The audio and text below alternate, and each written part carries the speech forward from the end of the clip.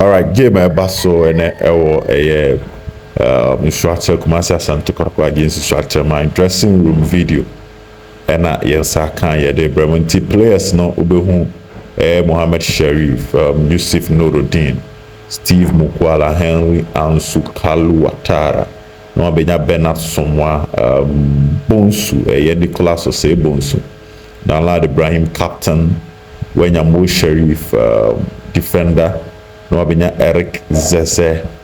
na waba Benya Adasa, Prince Adasa, Frederick Kasare, Shadrach Ado, na etoto aso saa nana benyini zegi munyina was squad no menti. This is a video and saka 20-man squad near the man who says sa pepepe and dead you who download Jesse who Frederick Kasari Jesse na who Prince Adasa Jesse Nicolas Osebo nso nana benyini who ni Jesse Henry Ansu Yusuf Nuruddin Sharif Mohammed who mu Jesse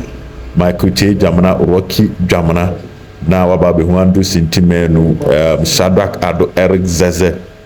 huwa mwenyina Jesse Sharif Mohammed na wanya Bernard Somwa Peter Akwaso uhuni Jesse wahu Kalu Watara wahu Ziggy su Jesse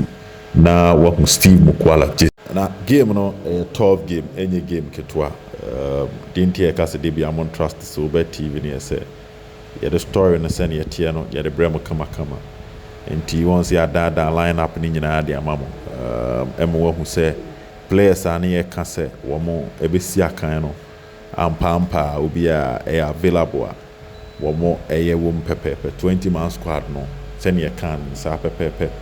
ena etie a enche